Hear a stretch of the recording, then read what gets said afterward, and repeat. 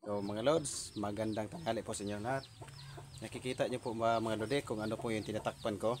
Ito po yung saging na dalili mga lodi. Tinakpan ko po dahil nga po ay mayroon ng hinog. Kasi po ito ay natransak na.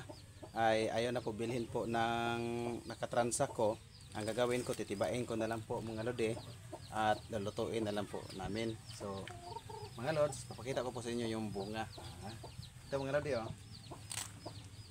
Tinakpan ko po siya mga lodi nga nito kasi nga mahinog na po siya. So sayang kasi siya mga lodi kung hindi ko siya matakpan ay kakainin lang siya ng ibon. So mga lodi, tingnan nyo po mga lodi. Pasuyo ko be. Paputol.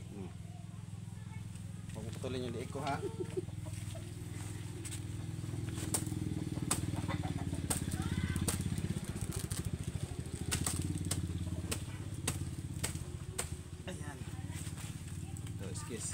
So ayan mga lodi, yan o.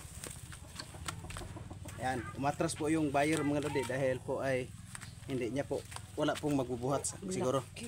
Oh, laki mga lods oh. Ya. Ay! Kablak mo diha? Oh. Nakadak ko pura buyo. Pagdala re. Hala. Pagdala re. Hala makanak ko sa kabuok pe. Pagdala re ta. Ayaw mo. Mati-greeting ko. Ha? Ay, binuo ko na una na. Aman, dalili na. Ha? Ano dalili? Oh, palit ka? Oh, ganit ni.